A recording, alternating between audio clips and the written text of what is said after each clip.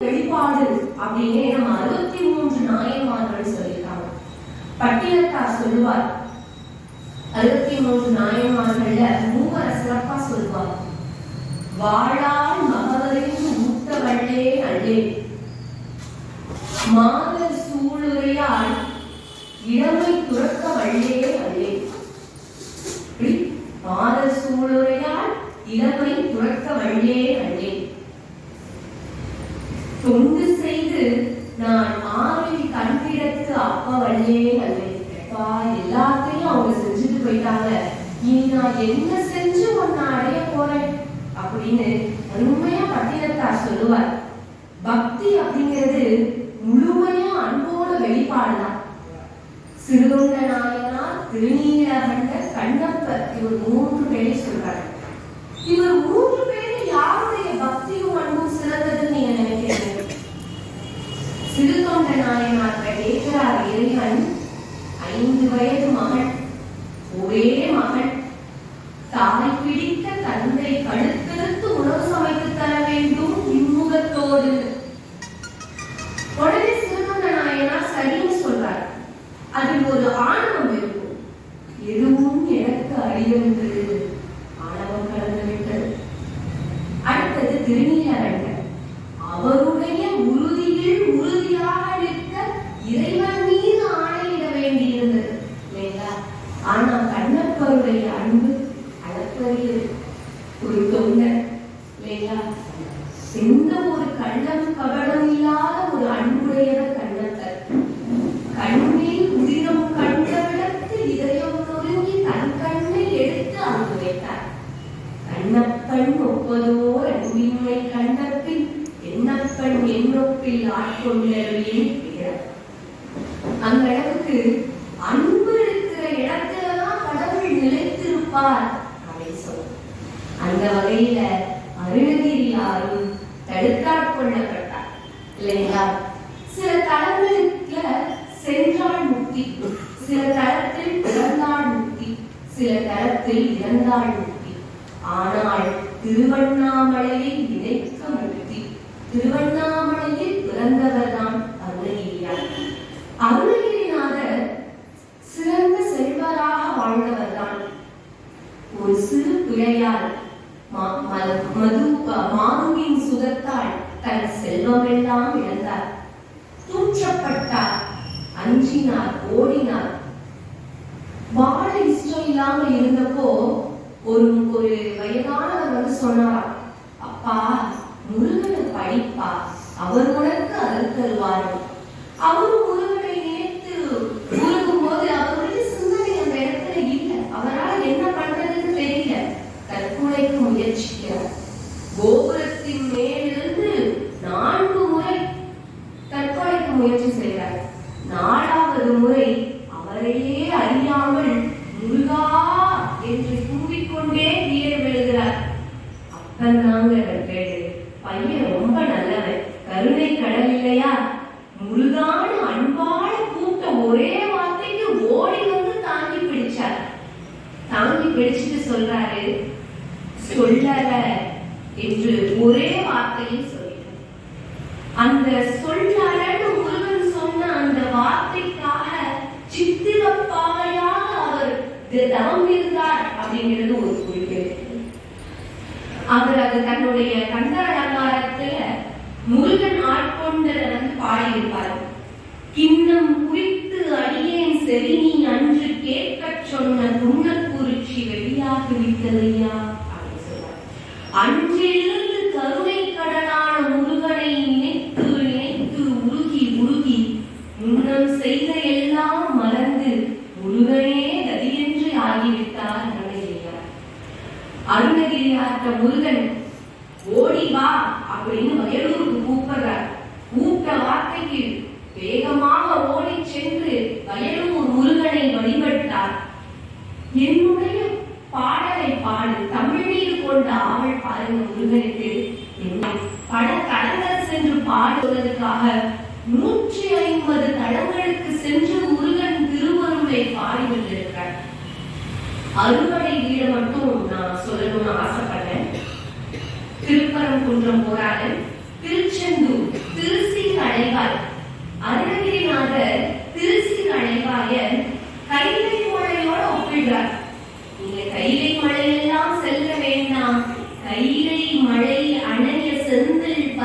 வாழ்வே அந்த திருச்செந்தூர் திருசீரலைவாய் சென்றீங்கன்னாவே கையிலை மலைக்கு சென்ற அருள் கிடைக்கும் அப்படின்னு அருணகிரியார் அழகாக பதிவிடுகிறார். நடன காட்சியை அங்குதான் அவருக்கு காட்டுறார். பரமபதமாய செந்தில் முருகனெனவே புகழ்ந்து பழனிமலை வாழ் மீதமர்ந்த பெருமானே அப்படின்னு பாடுறார். அங்க அவருக்கு நடன காட்சி காட்டுறார். நம்ம கடவுளுக்கெல்லாம் நடனமானது என்ன புதுமையா? நம்ம நடராஜர் நடனமாடலன்னா நம்மளால நிற்கவே முடியாது. காளியின் நடனமும் அவருடைய மாமானர் நாகத்தின் மீது ஆடுகிறார் இல்லைங்களா? திருமால் நாகத்தின் மீது, அவர் மாமா இல்லையா அவருக்கு, அவர் நாகத்தின் மீது ஆடுகிறார். அண்ணனோ நர்த்தன விநாயகரா காட்சி தரார். இந்த மாதிரி ஆடல் காட்சியோடு மயிலின் மீது அழகாக ஆடி ஒரு காட்சியை அருணகிரியாருக்கு காட்ட பரமபதமாய செந்தில் முருகனெனவே புகழ்ந்து பழனிமலை மீதமர்ந்த பெருமானே அப்படின்னு அழகா பாடலையும் பாடுகிறார். அதை தொடர்ந்து பழனிமலையில தான் அவருக்கு ஜபமாலை கிடைக்குது. ஜபமாலையை வாங்கிட்டு பாடுறாரு. ஜபமாலை தந்த சத்குருநாதா அப்படின்ற பாடலையும் பாடுறார். சுவாமி மலை வரார். திருவேரங்க சுவாமி மலை அங்க ஒரு சிறிய நிகழ்வு நம்ம எல்லாரும் சொல்லுவோம், அப்பனுக்கு பாடம் சொன்னது முருகன் இல்லைங்களா? என்ன அப்படின்னா, முருகன் பிரம்மன்ட்ட ஓங்காரத்துடைய பொருள் கேட்க பிரம்மன் சொல்லாதனால சிறை கேட்கிறார். அவரை சிவபெருமான் விடுவிக்கிறார். சிவபெருமான் முருகனிடம் கேட்கிறார், அப்பா உனக்கு ஓங்காரத்தின் பொருள் தெரியுமா அப்படின்னு கேட்கிறார். இப்ப முருகன் ஆசிரியர் ஆயிட்டார், அப்பா மாணவர் ஆயிட்டார். ஆசிரியர் உட்கார்ந்து இருக்கணும், மாணவன் நிற்கணும். அவரு அடிமுடியே அறிய முடியாத அளவுக்கு நீண்டு நிற்பவர். என்ன பண்றது? ஒரே ஜம்ப். நம்ம குழந்தைகள் எல்லாம் கோயிலுக்கு கூட்டிட்டு போனா அப்பாக்கள் எல்லாம் என்ன பண்ணுவாங்கன்னா தன்னுடைய தோல்ல அமர்த்தி தெய்வத்தை காப்பாங்க. தெய்வத்தின் தோல் மீது அமர்ந்து தெய்வத்தை தரிசிப்போம் இல்லையா? அது மாதிரி அன்பும் குழந்தை தான் முருகனும் அதே இடத்துல தன்னுடைய தோல்ல அமர்றார். முதல்ல வழப்பக்கம் அமர்றார். அமர்ந்து அகர உகர மகரம், அகரம் ஆதியும் அந்தமும் ஆனவன் இறைவன் சிவபெருமான் இல்லைங்களா? உகரம் பராசக்தி, சக்தியின்றி சிவம் இல்லை இல்லைங்களா? மகரம் ஆன்மா. இந்த மூன்றின் பொருளையும் ஓங்காரத்தின் மந்திரத்தின் பொருளையும் உறக்க சொல்கிறார் காலை. கேட்ட சிவபெருமான் பூரிச்சு போய், பா இந்த பக்கம் பக்கமும் ஒரு தடவை சொல்லிட்டு போறியா அப்படின்னு. ஏன் சிவபெருமானுக்கு ஒரு தடவை கேட்டா புரியாத? இடப்பக்கம் யார் இருக்கா? உமையமை இருக்கா? இன்ற பொழுதில் பெருமக்கும் தன் மகனை சான்றோர் என கேட்கத்தால் அப்ப தாய்க்கு ஒரு பெருமை வேணாமா? இங்க உட்கார்ந்து ஒரு முறை சொல்றார். இந்த காட்சிய அழகா அருணகிரிநாதர் பார்த்துட்டு பாடுறாரு. சிவனார் மனம் குளிர உபதேச மந்திரம் இருசரி மீதிலும் பகரார் பகசை குருநாதா என்று அழகாக பாடுகிறார். எனக்கு அந்த காட்சிகள். அடுத்ததாக கதிர்காமம் வருகிறார். கதிர்காமத்திலிருந்து கடைசியாக திருவண்ணாமலை அடைகிறார். திருவண்ணாமலையில் அங்கு ஒரு சிறிய நிகழ்ச்சி நடக்கிறது. காளி உபாசகர் அப்படின்னு சொல்லுவாங்க. அதாவது காளியின் மந்திரத்தை சொன்னால் காளி காட்சி அளித்தார். சம்பந்தாண்டார் அப்படிங்கிறதுனா அந்த ஊர்ல பெரிய கடையாக வாழ்ந்துட்டு இருக்கான். அப்போ அருணகிரியார் வரும்போது அவருடைய பெருமையெல்லாம் கேட்ட அவனுக்கு ஒரு எப்படி நம்ம தான் பெருசா இருக்கணும், இவர் எப்படி வரலாம் அப்படின்ட்டு பிரபுதேவ மகாராஜா தான் அங்க ஆட்சி செஞ்சுட்டு இருக்காரு. அவர்கிட்ட போய் சொல்றான், என்னால காளியை வர வைக்க முடியும், அவரால முருகனை வர வைக்க முடியுமா அப்படின்னு சொல்லி 2 பேருக்கும் போட்டி. ஊரு 2 பட்டா கூட்டாளி கொண்டாட்டம் இல்லைங்களா? அது மாதிரி மகாராஜா நினைக்கிறாரு, அப்பா இவனுக்கு சண்டை போட்டுட்டு கடவுளை காட்சி பண்ணா நம்ம கடவுளை தரிசிச்சிடலாம் அப்படின்னு அவருக்கு ஒரு ஆசை. இவர் என்ன பண்றாரு, நம்ம சமந்தாண்டார் காளி மந்திரத்தை சொல்றாரு. காளி புறப்பட தயாராகிறாங்க. இங்க முருகன் பாருங்க பக்தனுக்காக தன்னுடைய அம்மா இல்லையா, அம்மா மடியில போய் உட்கார்ந்துட்டு நைசா பேசுறாரு. அம்மா அவன் வேணும்னே பண்றான், இவ போகாதீங்க அப்படின்னு சொல்லி. என்னால அப்படி இருக்க முடியாது, காளி மந்திரத்தை உச்சரித்தால் நான் தரிசனம் கொடுத்துத்தான் ஆக வேண்டும் என்கிறார் தாய். இவர் சொல்றார், அப்பனா நீங்க அவனுக்கு மட்டும் காட்சி அளித்து விட்டு வந்து விடுங்களேன் அப்படின்னு சொல்றார். சரியப்பான்னு சொல்லிட்டு அவங்க போய் சமந்தாண்டாளுக்கு மட்டும் காட்சி அளிக்கிறார். சமந்தாண்டாள் சொல்றார், காளி வந்துட்டாங்க அப்படின்னு.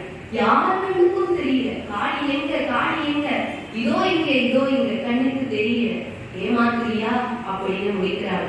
சரி அப்ப முருகனை வர சொல்லுங்க அப்படின்னு நம்ம கேட்க மாத்தி விட்டார். இப்ப இவர் அருணகிரியார் தன்னுடைய பக்தியில் அதிகம் லயத்தவர் இல்லையா, அவர் முருகனை கூப்பிடுறார். முருகன் வரணும்னா குண்டமும் ஆடணும், மழையாடணும், தாயாடணும், சிவனாடணும், பெருமாளாடணும், மாமியாராடணும், எல்லாரும் ஆடணும் இல்லையா.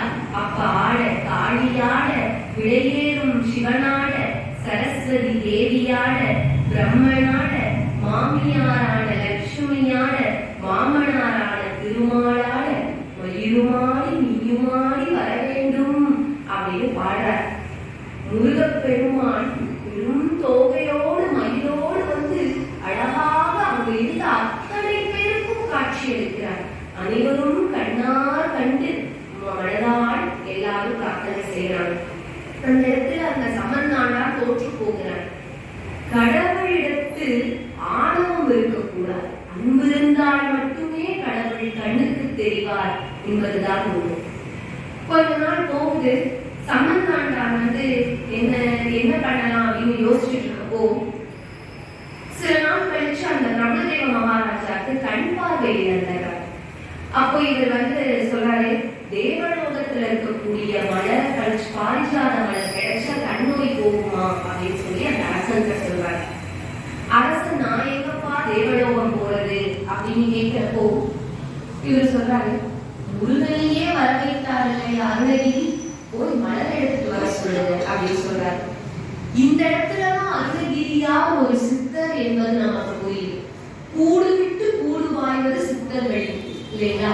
அழகா தன் உயிரெடுத்து அங்கு இறந்த கிளியோடைய உடம்பில் செலுத்தி கிளியாக பறந்து சென்று பாரிஜாத மலரை எடுத்து வர அங்கிருந்தவர் எல்லாருக்கும் கண்ணோய் அப்படின்றதே இல்லாம போயிடுச்சு. இந்த கேப்ல இவர் என்ன பண்றாருன்னா சமந்தாண்டார் என்ன பண்றாருன்னா அருணகிரியாருடைய உடலை எரித்து விடுறார். இப்போ இவருக்கு என்ன பண்றதுன்னு தெரியல. அவர் கிளியாகவே இருந்து முருகனுடைய தோளில் அமர்ந்து பாட ஆரம்பிக்கிறார். கந்தர் அனுபூதி 51 பாடல்கள் கிளியாக அமர்ந்து பாடலாம். இப்ப நம்ம கிருபானந்த வாரியாருடைய பூஜாரையில இருக்கக்கூடிய முருகன் சிலையில கிளி இன்னும் அமர்ந்திருக்கு. எப்படின்னா மீனாட்சியில ஒரு கிளி, அந்த கிளி என்ன பண்ணுமா, நம்ம போயிட்டு வேண்டிட்டு வந்ததுக்கு அப்புறம் நினைவுபடுத்துவோம், மீனாட்சிக்கு இங்க இதெல்லாம் சொன்னாங்க. அது மாதிரி இந்த கிளி தமிழை அவள் காதில் ஓதிக்கொண்டே இருக்கிறது. அதான் கடைசி அவர் பாடுவார், உருவாய் அருவாய் உரதாய் இழதாய் மறுவாய் மலராய் மணியாய் ஒளியாய் கருவாய் நதியாய் கருவாய் உயிராய் கதியாய் நெறியாய் குருவாய் வருவாய் அருள்வாய் புகழே.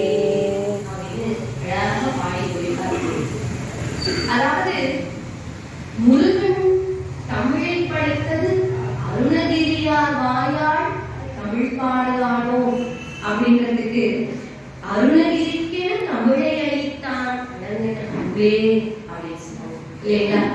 அருணகிரியாருடைய தமிழ் இன்றும் சிறந்தது. அருணகிரியாருடைய தமிழ் பற்றுக்கு ஒரு சின்ன ஒரு கதை சொல்லணும்னு ஆசைப்படுறேன். வில்லிபுத்தூர் நம்ம எல்லாருக்கும் தெரியும் இல்லைங்களா. அவர் ரொம்ப ஆணவம் பிடிச்சவர். அவர் ஒருத்தரோட போட்டியிடுறார் அப்படின்னா கையில ஒரு துரட்டி வச்சிருப்பார். போட்டியில் தோற்றால் தோற்றவனுடைய காதை அறுத்து விடுவார். அந்த மாதிரி அவர் அருணகிரியாருடைய பெருமையை கேட்டு அவர் சந்திக்கணும்னு ஆசைப்படுறார். அருணகிரியாருடைய மாணவர்கள் அப்படின்னு. அப்ப அருணகிரியாரும் சம்மதிக்கிறாரு. 2 பேரும் சந்திச்சுக்கிறாங்க.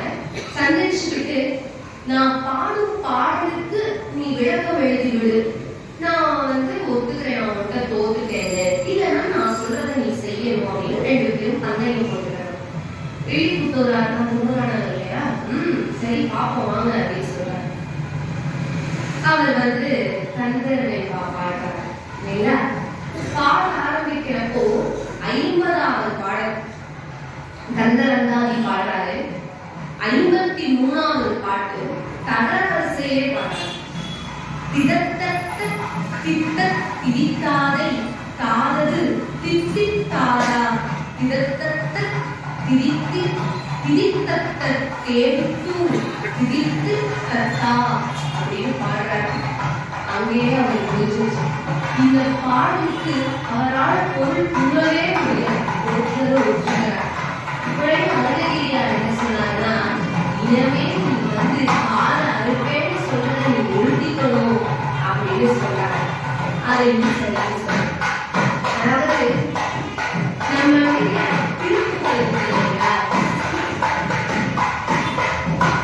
திருக்குறள் படிச்சோம் அப்படின்னா திருச்செந்தூரில் நீராடியதற்கு சமம். கந்தர் அலங்காரம் படித்தால் காவிரியில் நீராடியதற்கு சமம். கந்தர் அந்தாதி படித்தால் கோடி தீர்த்தத்தில் குளித்ததற்கு சமம். கந்தர் அனுபூதி படித்தால் குளம் கிணறில் குளித்ததற்கு சமம். இன்று நம் கந்தர் அலங்காரமான காவிரியில் குளிப்பதற்கு செல்லும். கந்தர் அலங்காரம் கந்தர் என்றால் உங்களுக்கு உகந்த பெயர் என்று அலங்காரம். அதாவது இப்ப இந்த அழகா ஜோடிச்சிருக்காங்க மாலையில இறைவன். இந்த அலங்காரம் எத்தனை நாள் இருக்கும்? இந்த மலை நான் ஒரு நாள் இருக்குமா, 2வது நாள் வாடி. சந்தனத்தில் செஞ்சா ஒரு 2 நாள் இருக்கும், 3வது நாள் வெடிப்பாயிருக்கும். தங்கத்திலோ வைரத்திலோ செய்தால் ஒரு 6 மாத காலம் இருக்குமா, தொடர்ந்து அபிஷேகம் ஆராதனை செய்து எல்லாம் பட்டு இல்லையா.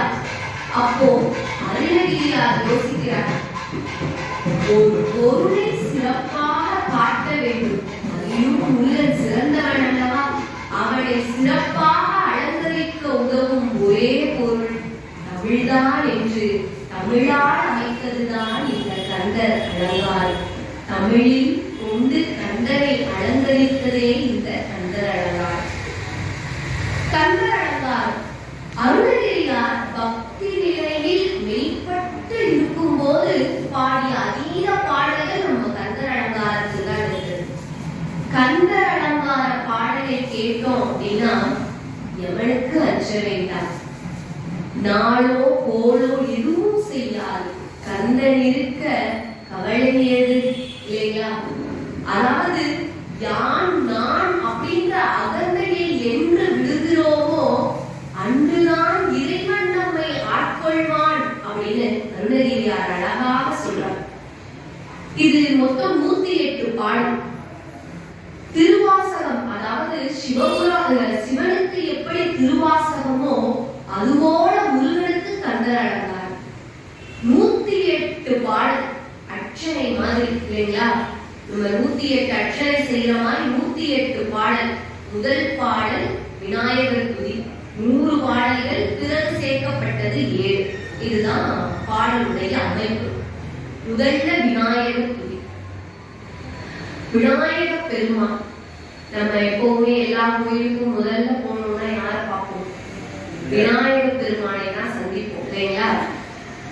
உள்ள நுழைஞ்சோட்டி அருணகிரியார் கோபுரத்துக்கு கடவுளை அடைய நெருங்கும் வழியில் வாயில வைத்தார்.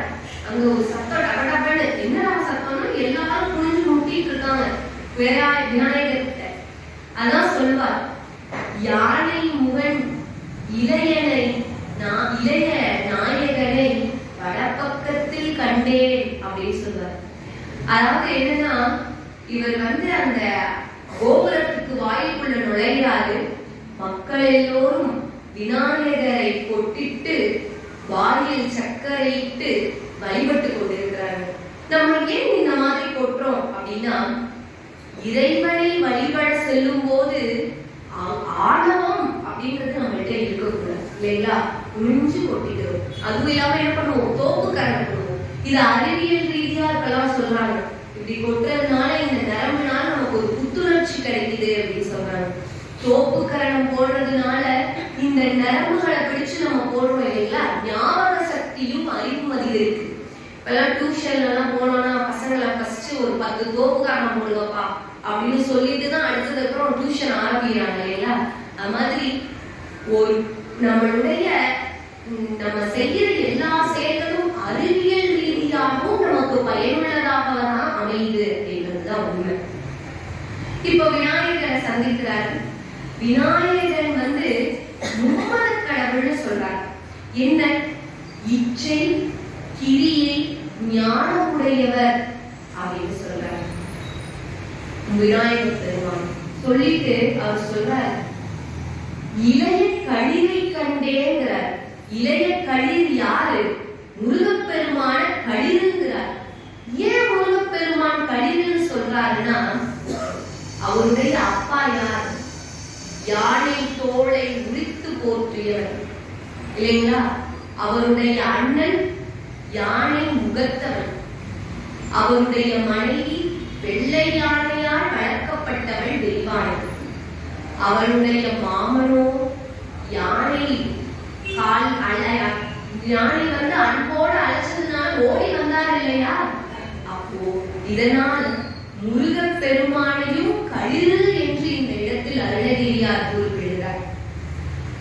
அடுத்தது முதல் பாடல், கந்தரலங்காரத்துல முதல் பாடல். பேற்றை தவம் சற்றும் இல்லானே என்னை பிரபஞ்சம் என்னும் சேற்றை கழிய வழிவிட்டவா அப்படின்னு சொல்ற. என்ன அப்படின்னா, இந்த பிரபஞ்சம் அப்படிங்கிற சேரு, நம்ம சேரு அப்படின்னா என்ன? அழுக்கு அப்படின்றது அர்த்தம். அதாவது நம்ம பிடித்த ஆணவம், கண்மம், மாயை அப்படின்ற மலர்கள் தான் நம்மளுடைய சேரு.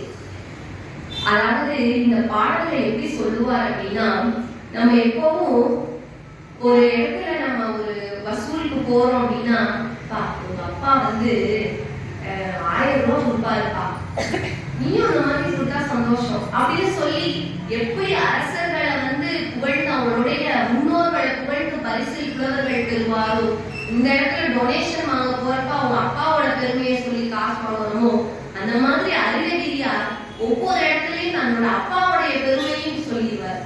இதுலயும் சொல்லுவார், செஞ்சடாவின் மேல் ஆற்றை, பணியை, இதழியை, தும்பையை, அம்மொழியும் கீற்றை புனைந்த பெருமான் குமரன் கிருபாகரனே அப்படின்னு பாடுறார். கிருபாகரன் அப்படின்னா கிருபையை உடையவன். இந்த கிருபையை உடைய நீ என்னை இந்த மலங்களை நீக்கி அழகாக வடிவமைத்து கொடுத்து விட்டாய் அப்படின்னு பாடுறார். அவர் சொல்றாரு, பேற்றை தவம் சற்றும் இல்லை. யாரு தவம் செய்யலன்னு யார் சொல்றா? அருணகிரியார் சொல்றார். தவம்னா என்ன? காட்டுல போய் மரத்தடியில் உட்கார்ந்து நம்ம மேல குத்து கட்டி அப்படி செய்யறதுதான் தவமா? கிடையாது. அன்பால் உருகி மனதார முருகா என்று அழைத்தால் போதும் கருணை கடல் இறங்கி வந்துடும் இல்லைங்களா? பாருங்க, முருகப்பெருமானுக்கு முருகனை நீங்க அன்பால் அழைச்சீங்கன்னா உங்களுக்கு மட்டும் இல்ல, தாய் வழியில் 7, தந்தை வழியில் 7, தன் வழியில் 7ன்னு 21 தலைமுறைக்கும் அவன் அருள்வாழிப்பான். நீங்க தவம்ங்கிறது அன்பால் இறைவனை நினைத்தால் போதும் என்பதை இந்த இடத்துல அவர் அழகாக வலியுறுத்துகிறார். அடுத்தது 2வது பாட்டு, யமபயம் இல்லை. எப்போ யமபயம் வரும்? இறைவனை நினைக்காத போதுதான் நமக்கு யமபயம் வரும். நம்ம எல்லாருமே யமனோட வாசல்ல தான் உட்கார்ந்துருப்போம். அவன் எப்ப நம்ம கதவை திறந்து கூட்டிட்டு போவானோ கூட்டிட்டு போயிடுவோம் இல்லைங்களா? அந்த மாதிரி யமபயம் இல்லாதது அழகா சொல்வார். அதாவது நம்ம செய்யக்கூடிய தீமைகளை எல்லாத்தையும் மாற்றி பிறப்பு அப்படிங்கிற ஒரு சுழற்சியில நம்ம சிக்காம இருக்க செய்யறவன் முருகன். அவனுடைய திருப்புகளை வாயால அன்போடு பிழையில்லாம பாடினோம்னா முருகப்பெருமான் நம்மளை கருத்தாட்டு. ஏன் பிழையில்லாம பாடணும்? தமிழ் கடவுள் இல்லையா? அப்போ நம்ம அந்த திருப்புகளை பிழையில்லாமல் பாட வேண்டும். அப்படி நம்ம பிழையில்லாமல் பாடிட்டோம்னா நம்ம கும்பகர்ணனுடைய கதை தெரியும். அவர் தவம் செஞ்சு தவம் வரம் வாங்குறப்போ நித்தியத்துவம் வேணும் அப்படின்னு கேட்கிற நேரத்துல வாய்ப்புகளை நித்தியத்துவம் வேணும்னு வெட்டி விட்டார். தூங்கிக்கிட்டே இருந்தா அப்படி மனுஷன். அந்த மாதிரி தமிழ்ல என்னைக்குமே வார்த்தைக்கு சக்தி அதிகம். ஒரு வார்த்தை பிறனாலும் பொருள் மாறிடும். நித்தியத்துவத்தை வேண்டும் என்று நினைத்த நித்தியத்துவம் வேண்டிவிட்டான் அவன். கும்பகர்ணன் தூங்கிக்கிட்டே இருக்கான். அப்போ தமிழை பிழையற படிக்கும் போது அதற்கு என்றைக்குமே சக்தி அதிகம். அப்படி நீங்க படிச்சீங்க அப்படின்னா உங்களுக்கு இறைவனுடைய அருள் முழுமையா கிடைக்கும். அப்படி படிக்கிறதை எப்போ படிக்கணும்? யமன் வாசல்ல உங்களுடைய நேரம் முடிச்சுன்னு பாசத்தையில உங்க கழுத்துல இருக்கிற நேரத்துல படிப்பீங்க. சாக போற நேரத்துல சங்கரான பயன் இருக்கா? அப்போ எப்போ படிக்கணும்? இறைவனை இன்றே சிக்கென பற்றி கொண்டீர்கள் என்றால் யமபயம் இல்லை என்கிறார் அருணகிரியார். அழகா பாடியிருக்கார். யமபயம் போகணும்னா இன்னைக்கே அழகான திருப்புகளை வாயார அன்பார பிழையில்லாமல் கற்றுக்கொள்ளுங்கள், பாடுங்கள் அப்படின்னு சொல்லி இந்த பாடல்.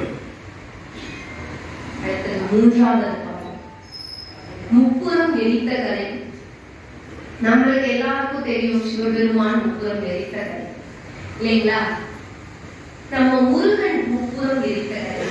அதாவது முருகப்பெருமான் அவருடைய அருள்தான் சூரபதுமனை வென்று தேவலோகத்தை காத்தார். அது அவருடைய மகிமையானதான் இல்லைங்களா? அதே மாதிரி இந்த கமலாட்சன், தாரகாட்சன், திவ்யுமாய் இவங்க 3 பேரும் பிரம்மன்ட்ட வரம் கேட்டு 3 மலைகளா மாறாங்க. தங்கம், வெள்ளி, இரும்பா. இத அழகா அருணகிரியார் சொல்லுவார். அவர் அந்த முப்புறத்தையும் எரிக்க தயாராகிறதுக்கு தேவர்கள் எல்லாம் தேர ரெடி பண்றாங்க.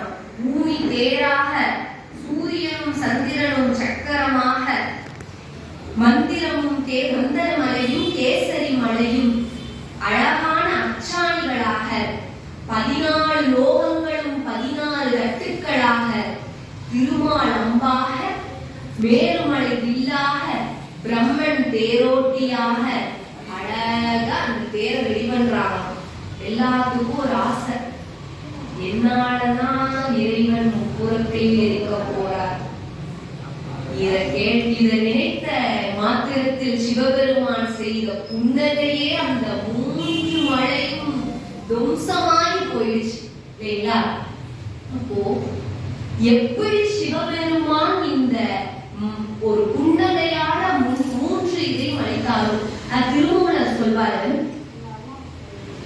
3 மலை அப்படின்னு சொல்றோம். முப்புறம் எரித்தவர். இந்த 3 புறம் வேறு இல்லை. நம்ம மனசுல இருக்கக்கூடிய ஆணவமும் கண்மமும் மாயை. அதான் அழகா சொல்வார். அப்பன் செஞ்சடை ஆதி புராதனன் முப்புறம் எரித்தனர் என்பர் மூடர்கள், முப்புறமாவது மும்மட காரியம் அப்புறம் எரித்தவை யார் அறிவரோ அப்படின்னு சொல்வார். அதாவது முப்புறம்ங்கிறது நம்ம மனசுல இருக்கக்கூடிய ஆணவம், கண்மம், மாயை. அதுதான் முப்புறம். அதை அழித்தவன் தான் சிவபெருமான். அப்ப முருகன் எரித்த முப்புறம் என்ன? ஆணவம். யாருடைய ஆணவம்? சூரபத்மனும் ஆணவத்தை எரித்தவர் இல்லைங்களா? கடகசேனை அப்படிங்கிற கண்மத்தை அழித்தவர், கிரௌஞ்சமலை அப்படிங்கிற மாயை அழித்தவர், இந்த 3ஐயும் அழித்தவர். அப்போ அப்பனை போல் பிள்ளை அல்லவா? 3 மலை எப்படி அவர் முப்புறம் எரித்தாரோ அவர் அதுபோல இவரும் ஆணவம் கண்மம் மாயை என்ற முப்புறத்தையும் எரித்து விட்டார். அழகா அருணகிரியார் சொல்லுவார், ஒவ்வொரு பாடலிலும் பெற்ற அப்பனை போல் பிள்ளை. அதாவது சிவனும் முருகனும் வேறில்லை. ஐமுக சிவன், இவன் அருமுக சிவன், அவ்வளவுதான் வித்தியாசம். அடுத்தது 4வது பாடல். அதாவது நம்ம இறைவனை வழிபடணும்னு நினைப்போம். இன்னைக்கு போலாமா, உடம்பு கொஞ்சம் அசதியா இருக்குப்பா அப்படின்னு நம்ம மனசு சொல்லும். சரி, அந்த பக்கத்துல இருக்க கோயிலுக்கு போவோம். ஐயோ நடந்து போகணுமே, கால் வலிக்குமே அப்படின்னு சொல்லுவோம். சரி, கொஞ்சம் கடவுள் வீட்டில் இருக்கிறதே தூக்கமா வருதுன்னு கண்டு சொல்லுவோம். அப்போ நமக்கு எதிரி வேற யாரும் இல்லை, நமக்குள்ளேயே தான் இருக்கு. இததான் அருணகிரியாரும் சொல்றார். 5 புலன் வச்சிருக்கேன் அப்பா, அந்த 5 புலனும் தான் உனக்கு பணிவிடை செய்ய மறுக்குதப்பா, நான் என்னப்பா செய்வேன் அப்படின்னு இந்த பாடல்ல சொல்றார். அதாவது மெய், வாய், கண், செவி, மூக்கு அப்படின்ற இந்த 5 புலன்களும் தான் உனக்கு பணிவிடை செய்ய மறுக்குதப்பா. உன்னை நினைக்கணும் அப்படின்னு நினைக்கிறப்ப என் மனம் தடுமாறு. உன்னுடைய புகழ பாடணும், அடிய நினைக்கணும்ன்றப்ப என் 5 விட மாட்டேங்குது. சரி, பூவைக்கு அர்ச்சனை செய்யலாம்னா கூட முடியல, என் 5 புலன்களும் என்னை தடுக்குதப்பா அப்படின்னு பாடுவார். அதாவது இந்த ஒரு நாளைக்கு நம்ம நிறைய பேரை சந்திக்கிறோம், நிறைய இடங்களுக்கு போறோம். ஒரு மலராவது இறைவனடியில் வைத்து அர்ச்சனை செய்யணும் அப்படின்னு நம்ம அப்பர் சுவாமிகள் ஒரு பாடல்ல சொல்வார். உண்மதன் முன் மலர்வதையிட்டு ஆயில் அயற்று பிறந்து வாராதோ பெண்ணில். நீங்க ஒரு மலரையாவது இறைவனடியில வச்சு நீங்க வாழ்த்தி அவனுக்கு வணக்கம் செலுத்தணும். அப்படி இல்லைன்னா பெரும் நோய் வரும். உங்களை அந்த நோய் பிடிச்சிச்சுன்னா விடவே விடாது.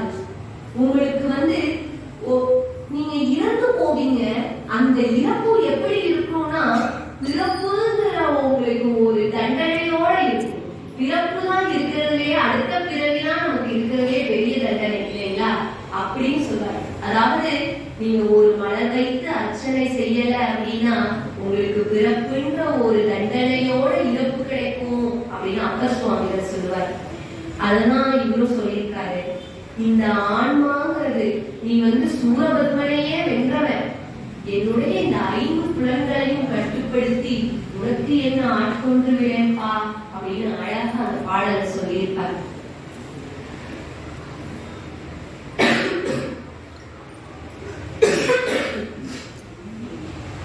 அடுத்தது 5வது பாடல். அதாவது முருகனை ஒரு குழந்தையாகவே பார்ப்பவர் தான் அருணகிரியார். திருமுருகாற்றுப்படையில நக்கீரர் பாடியிருப்பார், பழமுதிர் சோலை மலைக்கிழவோனே அப்படின்னு பாடுவார். உடனே அருணகிரியாருக்கு ஒரு சந்தேகம், என்னடா நீ குழந்தையப்பா, உன்னைய போய் கிழவோனேன்னு சொல்லிட்டாயே. கிழவோன்னா 2 பொருள் இருக்கு. ஒண்ணு அரசு, இன்னொரு வயதானது இல்லைங்களா? அப்போ இது எதை சொன்னார்? நீ ஒரு இளம் பிள்ளை இல்லைங்களா? அப்படி இருக்கப்ப உன்னைய ஏனோ இளவோனேன்னு சொல்லிட்டாங்களேன்னு நினைச்ச அருணகிரியார் பாடுறார். ஆன்மாக்களுடைய ஆணவம் அப்படிங்கிற மலத்தை அழிக்கக்கூடிய முருகப்பெருமான் உமையம்மையுடைய முளைப்பாடுகள் இல்லைங்களா? அப்படி உண்டு கார்த்திகை பெண்கள் அறுவருடைய பாடுக்கு ஆசைப்பட்டு வெம்பி விம்மி விம்மி விம்மி அழுத அப்படின்னு அழகா சொல்றார். விம்மி விம்மி அழுத உன்னை அவர் அழுதாராம். அவர் அழுத சமுத்திரம் அழுதுதான். அவர் அந்த கார்த்திகை பெண்களின் உழைப்பாளை எண்ணி விம்மி விம்மி அழுததுனால சமுத்திரம் அழுகுது, குன்றுகள் அழுகுது, சூரபத்மன் அழுகுனா. சூரபத்மன் ஏன் அழுகுனா? இறைவன் வந்தானா நம்மளை கொண்டுடுவாண்டா அப்படின்னு நீயும் விம்மி விம்மி அழுகுற, இப்படி விம்மி விம்மி அழுகுற குழந்தைய போய் இளவோன்னு சொல்றாங்களே, குறிஞ்சி நிலத்துக்கு தலைவன் என்று சொல்றாங்களேன்னு அழகா அருணகிரியார் பாடுறார். அருணகிரியாருக்கு முருகன் என்றும் குழந்தையாகவே வருகிறார். அதாவது நம்ம இன்னைக்கு கந்தரலங்காரத்துல பார்த்த பாடல்கள் எல்லாமே 5 பாடல்கள் பார்த்தோம். 5 பாடல்களுமே முருகனுடைய 5 கோலங்களையும் 5 அலங்காரங்களையும் சொல்லிச்சு. கந்த அலங்காரத்துல இருக்கக்கூடிய பாடல்களை நம்ம ஒரு பாடல் கற்றா கூட நமக்கு முக்தி தான் இல்லைங்களா? அது அழகா ஒரு பாடல் அவர் சொல்லியிருக்காரு. சடங்கானும் வேந்தர் தமக்கு மஞ்சார் யமனுக்கும் மஞ்சார் அப்படின்னு சொல்லுவார். அதாவது நான் உன்னுடைய அடிய பட்டிட்டேன். இந்த 100 பாடல்ல ஏதாவது ஒரு பாடல் நான் படிச்சா கூட நான் எவனுக்கும் பயப்பட வேணாம், அந்த எவனுக்கும் பயப்பட வேணாம் அப்படின்னு சொல்லுவார். மூவே சுற்றமும் முரண்புறு நரகிடை ஆழமேய அரசே ஓட்சி அப்படின்னு சொல்லுவாங்க இல்லைங்களா? அது மாதிரி 21 தலைமுறைக்கும் நம்மளுடைய முருகனுடைய அருள் வேண்டும் அப்படின்னா இந்த கந்த அலங்காரத்தில் இருக்கக்கூடிய 100 பாடல்களில் ஒரு பாடலையாவது பிழையற கற்றுவிட்டோம் என்றால் நமக்கு எந்த ஒரு துன்பமும் வராது.